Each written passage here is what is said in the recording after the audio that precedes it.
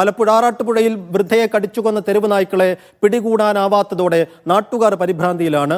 നിയമക്കുരുക്കുകൾ മൂലമാണ് തെരുവ് നായ ശല്യം പരിഹരിക്കാനാവാത്തതെന്ന് ആറാട്ടുപുഴ പഞ്ചായത്ത് അധികൃതർ പറയുന്നു. മരിച്ച കാർത്തിയായനിയുടെ മൃതദേഹം ബന്ധുക്കൾക്ക് വിട്ടു നൽകി. ഷൈജു വിശദാംശങ്ങൾ നൽകും. ഷൈജു, അവിടെ വലിയ പരിഭ്രാന്തിയും ഒപ്പം വലിയ ദുഃഖവും നടുക്കവും ആ നാട്ടുകാർക്കുണ്ട്. കാരണം തെരുവുനായയുടെ കടിയേറ്റാണ് അവരുടെ കൂടെ ഉണ്ടായിരുന്ന ഒരു വൃദ്ധയായ സ്ത്രീക്ക് ജീവൻ നഷ്ടമാകുന്നത്. ആ മൃതദേഹം ഇപ്പോൾ ബന്ധുക്കൾക്ക് വിട്ടു നൽകിയിരിക്കുന്നു. എന്താണ് ഈ സംഭവത്തിന് പിന്നാലെ ആ പഞ്ചായത്തിനകത്ത് രൂപപ്പെടുന്ന സാഹചര്യം? എന്തുകൊണ്ടാണ് ഇത്ര സമയമായിട്ടും അക്കാര്യത്തിൽ ഒരു നടപടിയിലേക്ക് പഞ്ചായത്തിന് പോകാൻ കഴിയാത്തത്? എന്തെല്ലാം പരാതികൾ നാട്ടുകാർക്കുണ്ട്? ഈ മൃതദേഹത്തിന്റെ സംസ്കാര നടപടികൾക്ക് എപ്പോഴാണ്?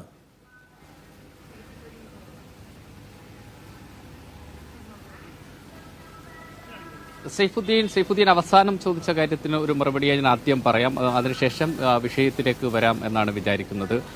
കാർത്തിയായനി അമ്മയെ കഴിഞ്ഞ ദിവസം ഏതാണ്ട് ഈ സമയത്താണ് ഈ പട്ടി കടിച്ച് കീറി ആകെ അവശനിലയിലാക്കി ഉപേക്ഷിച്ചിട്ട് പട്ടി കടന്നു കളയായിരുന്നു. ഈ കാർത്തിയായനി അമ്മ ഏതാണ്ട് 1 മണിക്കൂറിലധികം സമയം ഈ വീട്ടുമുറ്റത്ത്, അതായത് കാർത്തിയായമ്മ വീടിനോട് ചേർന്ന് മറ്റൊരു ചായ്പുണ്ടാക്കി അതിലാണ് വിശ്രമിക്കുന്ന. പകൽ സമയത്ത് അവിടെ ഒരു കട്ടിലിട്ടിട്ടുണ്ട്. ആ കട്ടിലിൽ കിടക്കും, അവിടെ എഴുന്നേറ്റിരിക്കും. അതിനുശേഷം അവിടെ തന്നെയാണ് ഭക്ഷണം കഴിക്കുന്നത്. ഇങ്ങനെ ഭക്ഷണം കഴിച്ചുകൊണ്ടിരിക്കുന്ന സമയത്താണ് ഈ നായ വരുന്നതും ആക്രമിക്കുന്നതും. മുഖം കടിച്ചു കീറി ഏതാണ്ട് ഒരു കണ്ണൊഴിച്ച് ഏതാണ്ട് ബാക്കി എല്ലാ ഭാഗവും കഴുത്തടക്കമുള്ള ഭാഗം കടിച്ചു കീറിയ ഒരു അവസ്ഥയിൽ അങ്ങേയറ്റം ദാരുണമായ രീതിയിലാണ് ഈ നായയുടെ ആക്രമണം ഉണ്ടായത്. അതിനുശേഷം ഈ മകൻ വരുന്നു.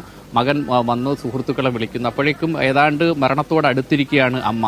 കായംകുളത്ത് ആശുപത്രിയിൽ പോകാം എന്ന് കരുതുന്നു. പക്ഷേ കായംകുളത്തേക്ക് പോകാതെ വണ്ടാനം മെഡിക്കൽ കോളേജ് ആശുപത്രിയിലേക്കാണ് പോകുന്നത്. പക്ഷേ പോകുന്ന വഴിയിൽ വെച്ച് തന്നെ ഏതാണ്ട് തോട്ടപ്പള്ളി ഭാഗത്തെത്തുമ്പോൾ തന്നെ അമ്മയ്ക്ക് മരണം സംഭവിക്കുകയായിരുന്നു. ഈ മരണം സംഭവിച്ചതിന് ശേഷം പോസ്റ്റ്മോർട്ടത്തിനായി ആലപ്പുഴ മെഡിക്കൽ കോളേജിലെ തന്നെയുള്ള മോർച്ചറിയിലേക്ക് മാറ്റി.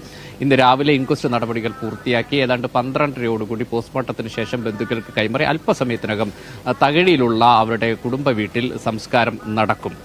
മറ്റൊന്ന് സൈഫ് ചോദിച്ച പ്രശ്നമാണ് ഈ ആറാട്ടുപുഴ എന്ന് പറയുന്ന സ്ഥലം, പ്രത്യേകിച്ച് വലിയഴീക്കൽ എന്ന് പറയുന്ന സ്ഥലം ആറാട്ടുപുഴ പഞ്ചായത്തിന്റെ ഏതാണ്ട് തെക്കേ അറ്റമാണ്. ഒരു പാലം അപ്പുറത്തേക്ക് കടന്നാൽ ആലപ്പാട് പഞ്ചായത്താണ്, അത് കൊല്ലം ജില്ലയാണ്.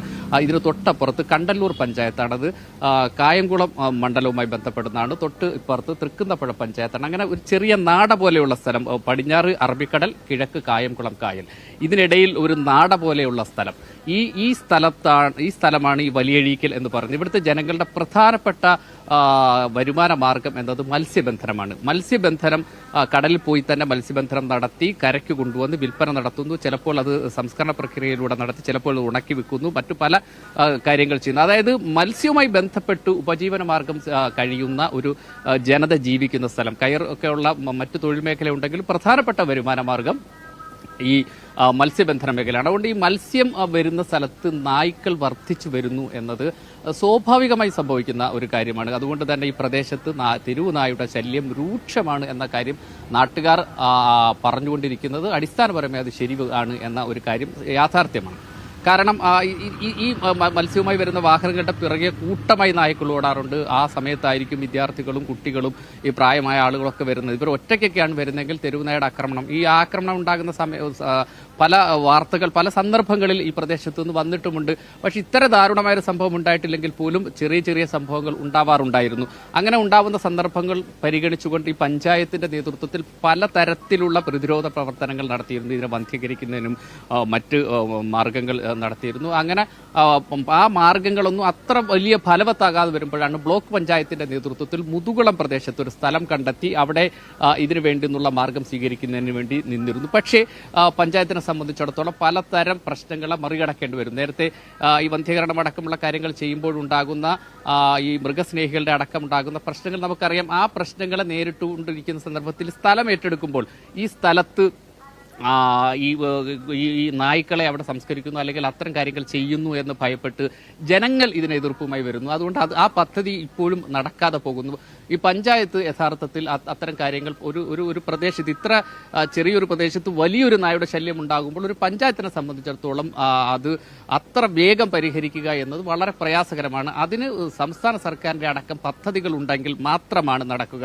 അപ്പോൾ ഇതുവരെ ഉണ്ടായിരുന്ന പദ്ധതികൾ പലതും നടപ്പാക്കാതെ വന്നതുകൊണ്ട് സ്വാഭാവിക സ്വാഭാവികമായി ഇനി ഒരു ഉണർന്ന് പ്രവർത്തിക്കും എന്ന കാര്യം ഉറപ്പാണ്. അത് ജനങ്ങളെ സംബന്ധിച്ചിടത്തോളം അത്തരൊരു പ്രതീക്ഷയുണ്ട്. കാരണം കാർത്തിയായനിയമ്മയുടെ പ്രശ്നം അത്രത്തോളം ദാരുണമായ ഒരു സംഭവമായി മാറിയിട്ടുണ്ട്. ഇതിൽ സംസ്ഥാന സർക്കാരിനെ കുറ്റപ്പെടുത്തിയും അതോടൊപ്പം തന്നെ അടിയന്തര നടപടി സ്വീകരിക്കണമെന്ന് ആവശ്യപ്പെട്ടുകൊണ്ട് സ്ഥലം MLA കൂടിയായ മുൻ പ്രതിപക്ഷ നേതാവ് രമേശ് ചെന്നിത്തല രംഗത്ത് വന്നിട്ടുണ്ട്. ഇവിടുന്ന് പാർലമെന്റിൽ പ്രതിനിധീകരിക്കുന്നത് കോൺഗ്രസിന്റെ ദേശീയ നേതാവായ KC വേണുഗോപാലാണ്. അതുകൊണ്ട് പലതരത്തിലുള്ള ഒരു ഇടപെടൽ ഇനി ഉണ്ടാകുമെന്നൊരു പ്രതീക്ഷ ജനങ്ങളെ സംബന്ധിച്ചിടത്തോളം ഉണ്ട്. അതാണ് ഇപ്പോൾ ആറാട്ടുപുഴ വാസികൾ പ്രതീക്ഷിക്കുന്നത്. സംസ്ഥാന സർക്കാരിന്റെയും അതോടൊപ്പം തന്നെ പ്രതിപക്ഷത്താണെങ്കിൽ പോലും പ്രതിപക്ഷ നിരയിലെ പ്രധാനപ്പെട്ട നിയമസഭാ സാമാജികൻ ഇന്ത്യ മുന്നണിയുടെ തന്നെ പ്രധാനപ്പെട്ടയാളായ KC വേണുഗോപാലിന്റെ പാർലമെന്റ് അംഗത്വം ഇതൊക്കെ ഉപയോഗപ്പെടുത്തിക്കൊണ്ട് വലിയൊരു പദ്ധതി കൊണ്ടുവന്ന് വിജയിപ്പിച്ചെടുക്കാൻ കഴിയും.